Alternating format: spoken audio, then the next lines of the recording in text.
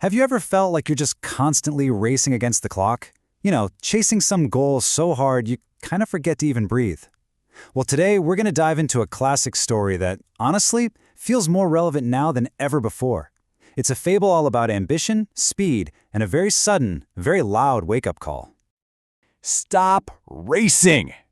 This is the warning our main character gets. A warning I'm sure a lot of us have heard and, let's be real, probably ignored. It sounds so simple, right? But it's incredibly hard to do when you are just laser-focused on whatever that finish line is for you. And that really is the heart of this whole story. What happens when that drive, that ambition, leads you down a path where the prize you're chasing might not be worth the journey it takes to get there? Okay, so let's meet our man in a hurry. His name is Li Wenqing. He's this brilliant young scholar living back in Qing Dynasty, China. He's super talented, he's incredibly smart, but he has one huge problem. He is always in a rush. The story actually calls him the impatient master, and honestly, it's the perfect description. See, he's not just some character in a book. He's basically a symbol for that little voice in all of our heads that screams, faster is better, that any moment we're not grinding, we're wasting our lives. So, what's the big rush all about? Well, he's chasing the Success Grand Prize. Now, in his world, that meant becoming a top-tier scholar, getting famous, making a fortune, and earning the respect of pretty much everyone. It's a goal we can all understand, and for him, man, it was absolutely everything.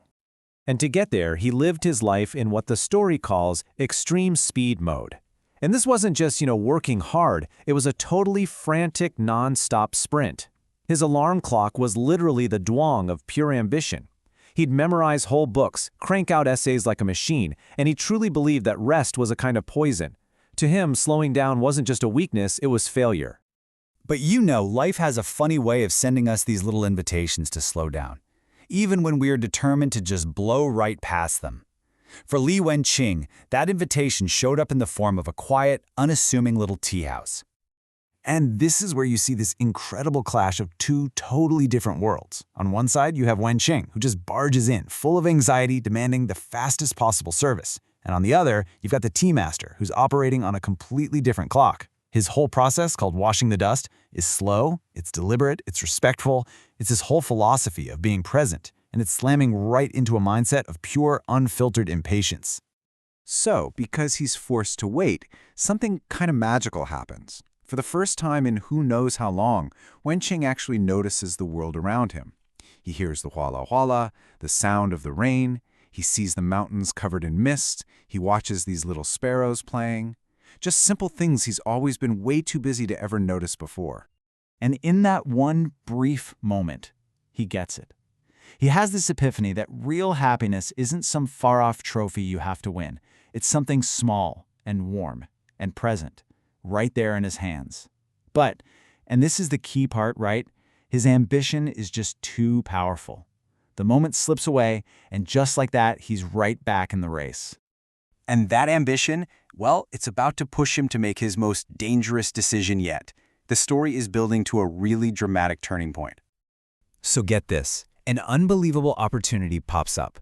It's this exclusive closed-door training session that basically guarantees success. There's only one problem. To get there, he has to cross the notoriously dangerous Ghost Gate mountain pass, and a massive storm is rolling in. His friends are begging him not to go, but the pull of that prize is just too strong to resist. As he's racing into the mountains, storm clouds gathering all around him, his mind has only one single command, the mantra he's lived his entire life by: faster, even faster. He is so blinded by this vision of future glory that he completely ignores the very real, very present danger right in front of him. And then it happens. Disaster. The mountain just gives way. A massive, thundering landslide comes crashing down, sweeping everything away. In one single instant, all that frantic noise is just replaced by a terrifying, absolute silence.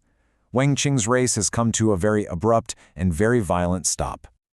He's trapped, buried alive under tons of rock and mud. He can't move. He can barely even breathe.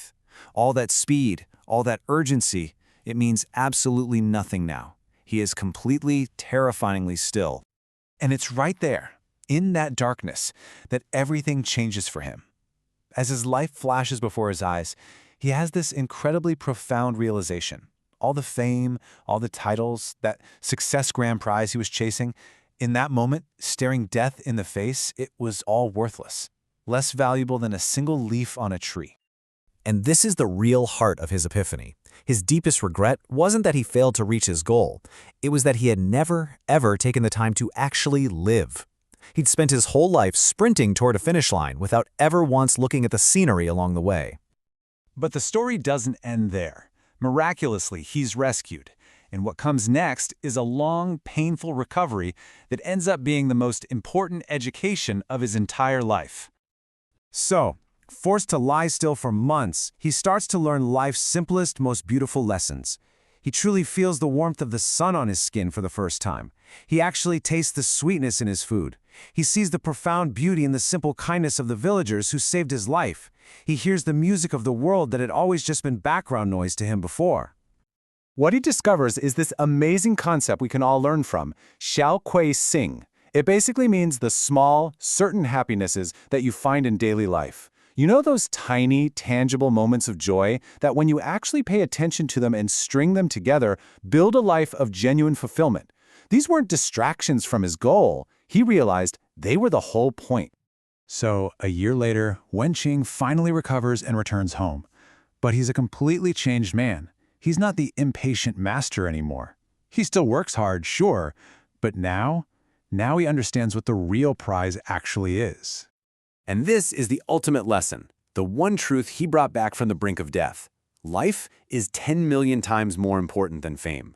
His own life, the ability to just breathe, to feel, to experience the world, that was the success grand prize all along. And so, this ancient fable leaves all of us with a very modern and very important question.